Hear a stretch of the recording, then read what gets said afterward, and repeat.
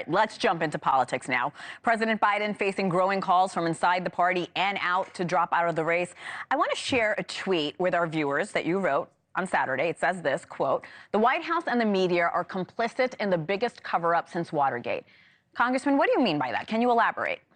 Well, just as you were saying, these scripted questions, President Biden has not been in interviews like any other president in the past. He's not been able to answer questions.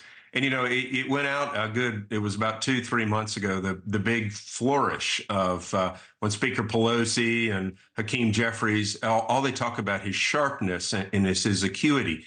And then you see in front of the American people, when all the curtains come down, that's not the case. They have been covering up a man in cognitive decline, and I think it's a travesty for this country. And Hena, even more so in this race right now, we're not even talking about the issues. We're talking about the cognitive condition of one of the candidates. So we're way off base here. And, as I've said many times, sometimes the Democrats love to say, don't believe what you see, believe what we tell you. And this is what's happened here. With that said, I do want to bring up his rally in Wisconsin. He was energetic. He was answering questions. He was speaking off the cuff. You're nodding your head. You're smiling. Why?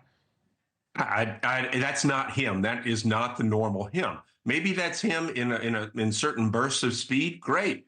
But that's not the normal him. And then for the White House to say that he was, or then the president to say, well, I didn't get enough rest. It was 11 days after his trip.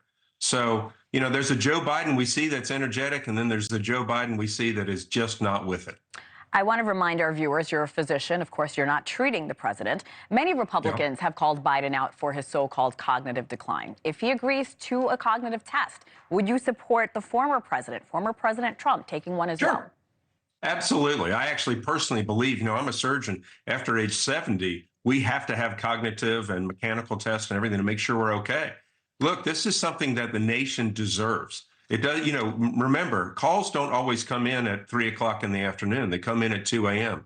Person has to be able to get up, wake up, be smart, on the ball. And right now, we're just not seeing that ability from President Biden. And it also speaks to the fact that he continues to decline having a cognitive test. And there's so many questions. If he had just taken one and done well with it, boy, that would answer so many questions. Kamala Harris is, as you know, sir, widely seen as a likely choice to step in if the president does end his campaign. How would Harris, at the top of the ticket, impact the GOP strategy of winning back the White House and, of course, winning Congress come November?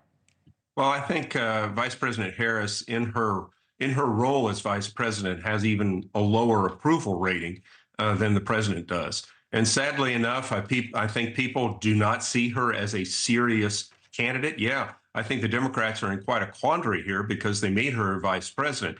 But for her to be president of the United States, well, what is it? I think 28 executive members of her staff have all left. I don't think she's a very viable candidate. And I think the American people don't think she is either. Thanks for watching. Go to joinnn.com to find NewsNation on your television provider. And don't forget to click the red subscribe button below to get more of NewsNation's fact-driven, unbiased coverage.